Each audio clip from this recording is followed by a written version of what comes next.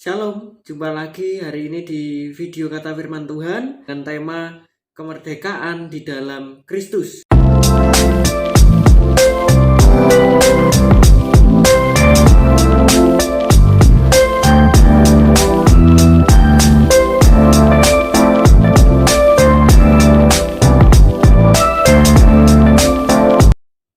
Shalom, jumpa lagi hari ini di video Kata Firman Tuhan. Hari ini saya akan menyampaikan kebenaran firman Tuhan dengan tema kemerdekaan di dalam Kristus.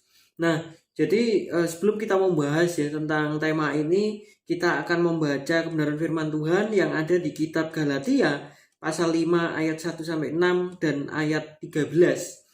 Jadi di kitab Galatia pasal 5 ayat 1-6 dan 13 yang berbunyi, supaya kita sungguh-sungguh merdeka, Kristus telah memerdekakan kita. Karena itu berdirilah teguh dan jangan mau lagi dikenakan kuk perhambaan. Sesungguhnya aku Paulus berkata kepadamu, jikalau kamu menyunatkan dirimu, Kristus sama sekali tidak akan berguna bagimu. Sekali lagi aku katakan kepada setiap orang yang menyunatkan dirinya bahwa ia wajib melakukan seluruh hukum Taurat. Kamu lepas dari Kristus jikalau kamu mengharapkan kebenaran oleh hukum Taurat. Kamu hidup di luar kasih karunia. Sebab oleh roh dan karena iman, kita menantikan kebenaran yang kita harapkan. Sebab bagi orang-orang yang ada di dalam Kristus, Yesus, hal bersunat atau tidak bersunat tidak mempunyai suatu arti. Hanya iman yang bekerja oleh kasih. Dan di ayat 13, saudara-saudara, memang kamu telah dipanggil untuk merdeka. Tetapi janganlah kamu mempergunakan kemerdekaan itu sebagai kesempatan untuk kehidupan dalam dosa, melainkan layanilah seorang akan yang lain oleh kasih. Jadi memang di kitab Galatia pasal 5 ayat 1-6 dan 13 ini kita bisa mempelajari ya. Jadi sebenarnya ini apa yang disampaikan oleh Rasul Paulus kepada jemaat Tuhan di Galatia, bahwa Rasul Paulus ingin menegaskan di sini tentang kemerdekaan ya, itu hanya ya bisa diperoleh ya, kemerdekaan yang sejati dari dosa itu hanya bisa diperoleh oleh karena pengorbanan Kristus di atas kayu salib. Jadi hanya oleh karena iman ya terhadap pengorbanan Kristus di kayu salib itu yang bisa memerdekakan manusia secara sejati dari hukum dosa dan hukum maut.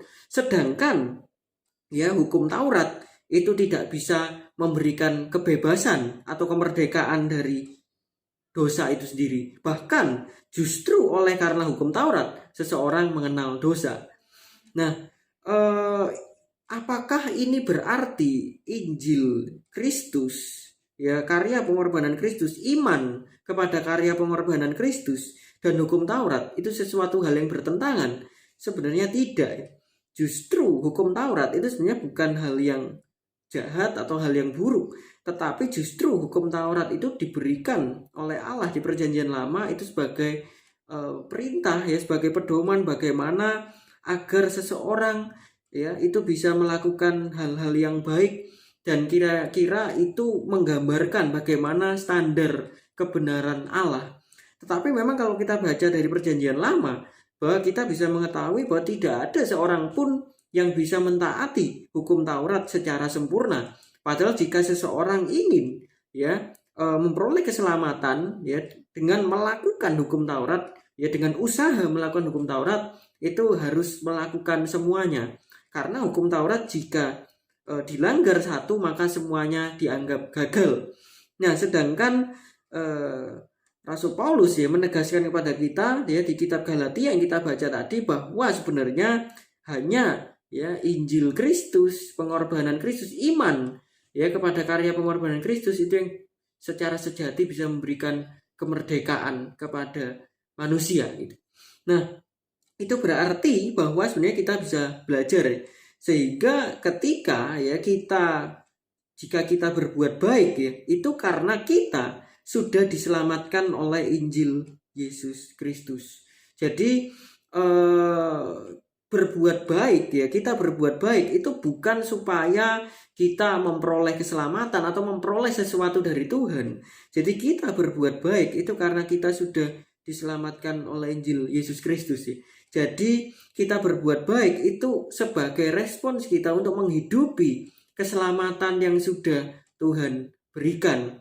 Jadi sebenarnya Injil Yesus Kristus dan hukum Taurat itu tidak bertentangan. Justru ketika kita yang sudah rusak oleh dosa ini, kita mampu melakukan perbuatan baik, itu semata-mata karena karunia Tuhan, semata-mata karena Roh Kudus yang memampukan kita untuk berbuat baik. Jadi berbuat baik itu bukan supaya kita diselamatkan, tapi kita berbuat baik karena kita sudah diselamatkan oleh Kristus di atas kayu salib, dan segala hutang-hutang dosa kita sudah dibayar lunas oleh Kristus di atas kayu salib. Ya, jadi saya kira ini hal yang perlu untuk kita pahami, dan saya berharap bahwa apa yang kita bahas gitu ya, apa yang kita pelajari bersama di video kali ini itu bisa memberikan kekuatan buat kita semua dalam kita menjalani kehidupan sehari-hari. Amin. Jadi saya kira ini yang bisa saya sampaikan di video Kata Firman Tuhan kali ini. Sampai jumpa lagi di video selanjutnya. Tuhan Yesus memberkati.